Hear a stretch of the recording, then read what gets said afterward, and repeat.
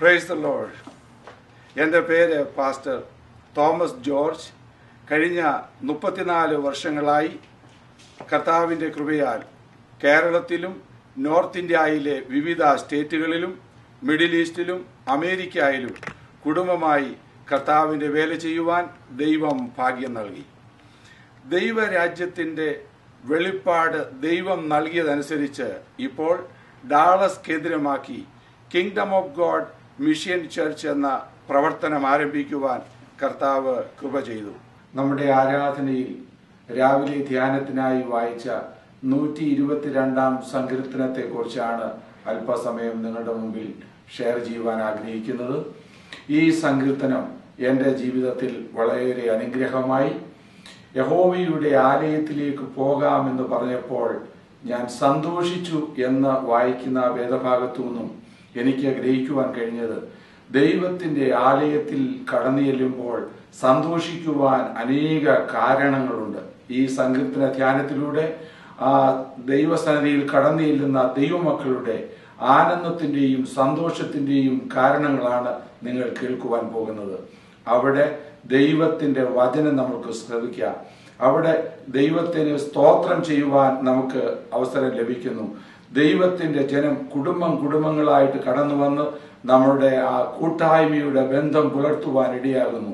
എല്ലാറ്റിനും ഉപരിയായി ഇത് യഹോവയുടെ ആലയമാണ്. യഹോവ അവിടെയുണ്ട്. നാം യഹോവയുമായി കൂടിക്കാഴ്ച നടത്തുന്ന ഇടമാണ് ആരാധന. ഈ ധ്യാനം എൻ്റെ മാന്യ ശ്രോതാക്കൾക്ക് അനുഗ്രഹമാകും എന്ന് ഞാൻ കർത്താവിൽ വിശ്വസിച്ചുകൊണ്ട് നിങ്ങളുടെ മുൻപാകെ സമർപ്പിക്കുന്നു. 122 സങ്കീർത്തനം. യഹോവയുടെ ആലയത്തിലേക്ക് നമുക്ക് പോകാം എന്ന് അവരെന്നോട് പറഞ്ഞപ്പോൾ ഞാൻ സന്തോഷിച്ചു.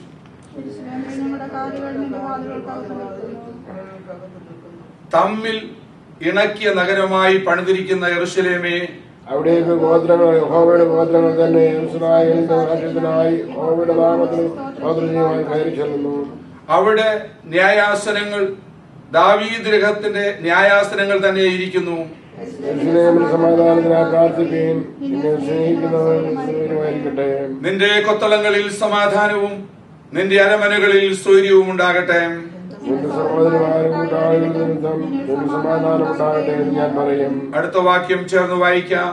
നമ്മുടെ ദൈവമായ യഹോവയുടെ ആലയ നിമിത്തം ഞാൻ നിന്റെ നന്മ അന്വേഷിക്കും.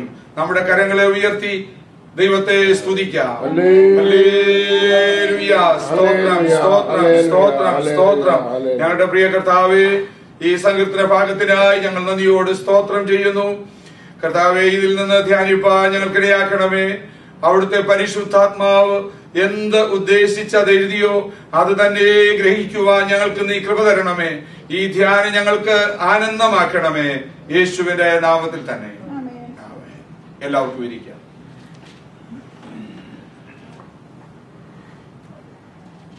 ഇന്ന് നമ്മുടെ ആരാധനയിൽ ധ്യാനത്തിനായി നാം വായിച്ചതായ സങ്കീർത്തനം 122 സങ്കീർത്തനമാണല്ലോ. ഇത് ദാവീദിന്റെ ഒരു ആരോഹണ ഗീതം എന്ന തലക്കെട്ടിൽ നാം കാണുന്നു. യഹൂദ ദൈവമക്കൾക്ക്, ഇസ്രായേൽ മക്കൾക്ക് പെരുന്നാളുകൾ ആഘോഷിക്കുവാൻ കൊടുത്തിരുന്നു. ആ പെരുന്നാളിനായിട്ട് അവർ യെരൂശലേമിലേക്ക് പോകുമ്പോൾ പാടിയിരുന്നതായ ആരാധനാ ഗീതങ്ങളാണ് ഈ ആരോഹണ ഗീതങ്ങൾ. A song of degrees. 120 മുതൽ 134 വരെയുള്ളതായ സങ്കീർത്തനങ്ങളാണ് ആരോഹണ ഗീതങ്ങൾ എന്ന പേരിൽ അറിയപ്പെടുന്നത്. ഇത് ഈ സങ്കീർത്തനത്തിൽ യെരൂശലേമിനെ കുറിച്ചും ആരാധനയുടെ ഉദ്ദേശത്തെ കുറിച്ചും ആരാധനയിൽ കൂടി ലഭിക്കുന്ന അനുഗ്രഹങ്ങളെ കുറിച്ചുമെല്ലാം നമുക്ക് കാണുവാനായിട്ട് കഴിയുന്നുണ്ട്. The Psalms speak about the place of worship, that's Jerusalem, the purpose of worship, Lord, and the power of worship. It brings gladness in our hearts, in worshippers' heart. ഒന്നാം വാക്യത്തിൽ നാം അതാണ് വായിക്കുന്നത്. യഹോവയുടെ ആലയത്തിലേക്ക് നമുക്ക് പോകാമെന്ന് അവർ എന്നോട് പറഞ്ഞപ്പോൾ ഞാൻ സന്തോഷിച്ചു.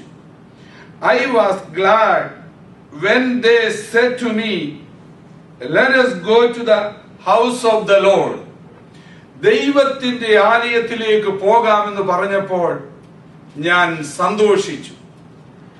നമ്മളുടെ ജീവിതത്തിൽ സന്തോഷം തരുന്ന അനേക കാര്യങ്ങളുണ്ട്. ദൈവവചനം തന്നെ പല കാര്യങ്ങൾ നമ്മെ പഠിപ്പിക്കുന്നുണ്ട്. പ്രധാനമായി നമുക്ക് ദൈവസന്നിധിയിൽ സന്തോഷിക്കുവാനുള്ളത്, നമുക്ക് സന്തോഷം നൽകുന്നത് കൃപയാൽ അവൻ നമ്മെ വീണ്ടെടുത്തു എന്നുള്ളതാണ്.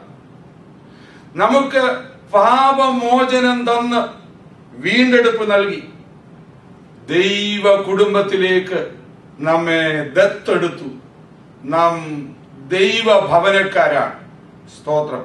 കഴിഞ്ഞ ദിവസം ദൈവവചനം പഠിപ്പിച്ചപ്പോൾ എനിക്ക് വളരെ സന്തോഷം തോന്നി.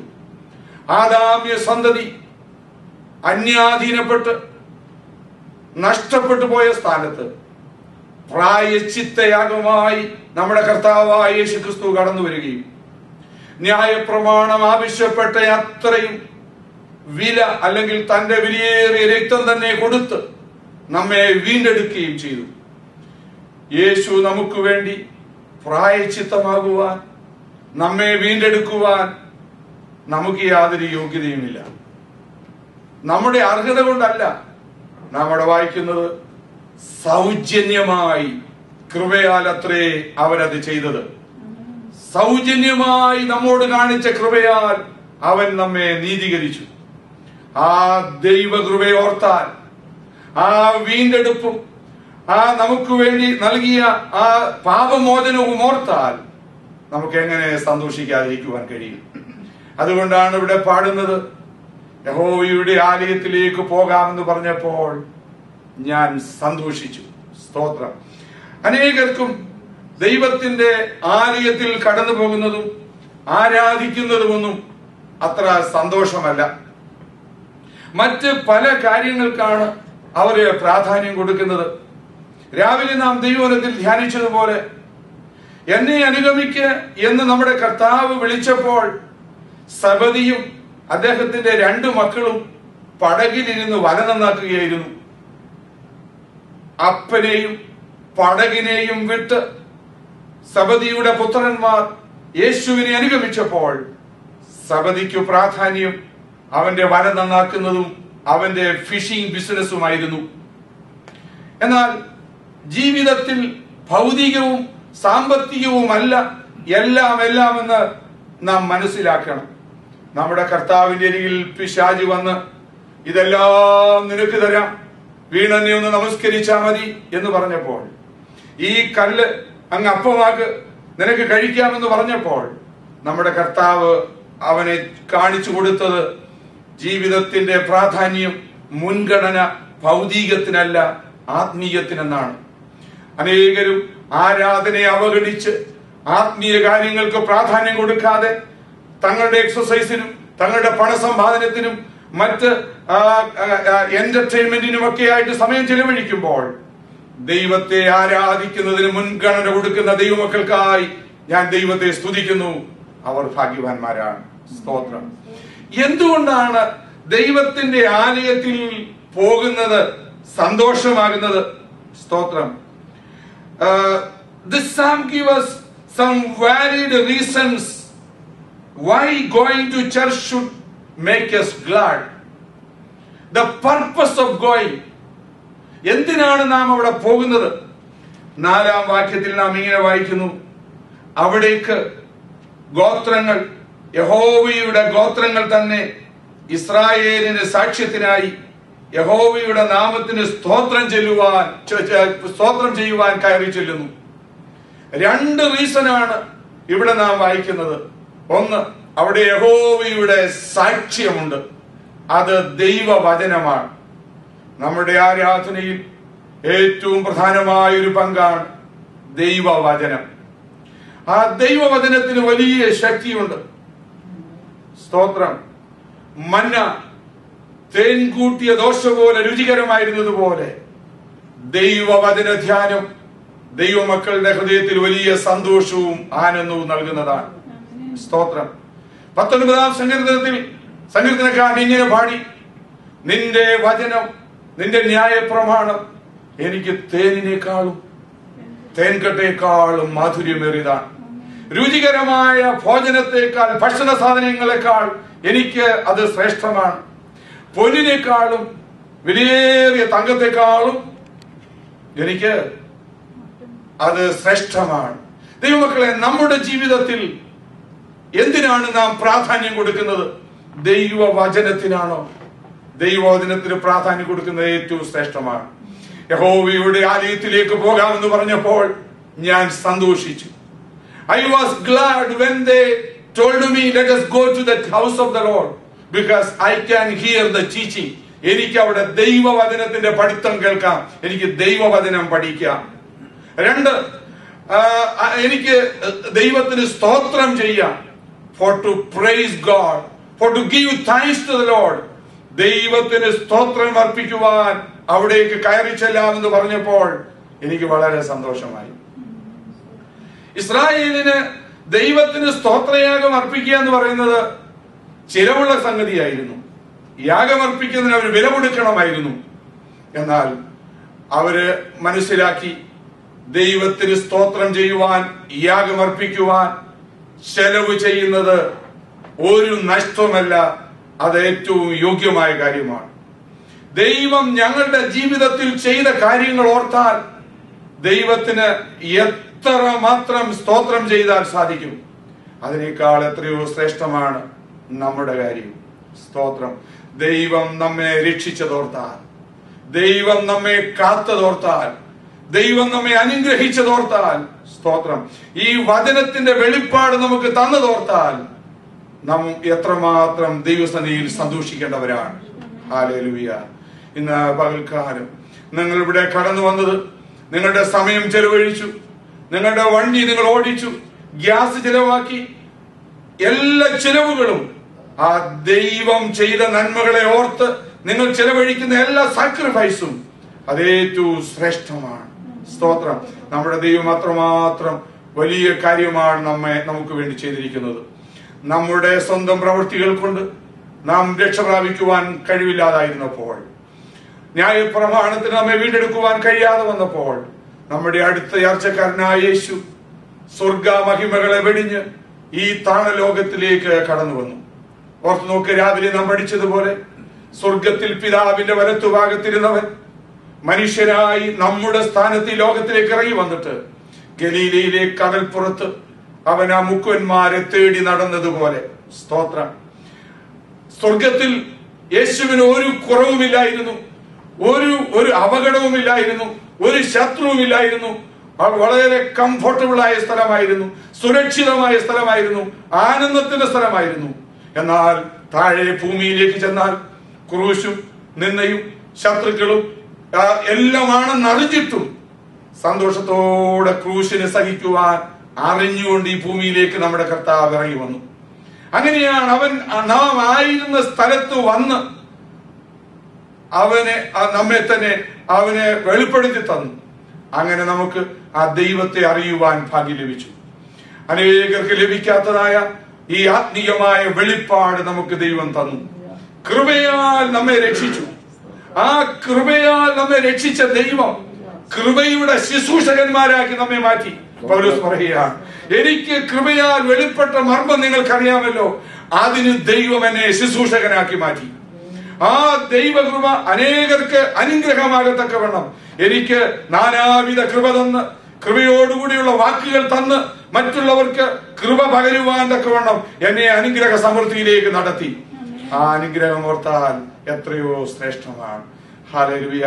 മറ്റുള്ളവരോട് നാം ദൈവിക മർമ്മങ്ങൾ പറയുമ്പോഴാണ് അനേകർ അതിന്റെ മുമ്പിൽ സന്തോഷിക്കുകയും വിടുതൽ പ്രാപിക്കുകയും സൗഖ്യം പ്രാപിക്കുകയും ചെയ്യുന്നത് കാണുമ്പോഴാണ് ദൈവം ചെയ്ത കാര്യങ്ങൾ, നന്മകൾ, വലിയ കാര്യങ്ങൾ നമുക്ക് ഓർക്കുവാൻ കഴിയുന്നത്. സ്തോത്രം. എന്തുകൊണ്ട് ദൈവത്തിന്റെ ആലയത്തിൽ കടന്നു പോകുന്നവർ സന്തോഷിക്കണം? സ്തോത്രം.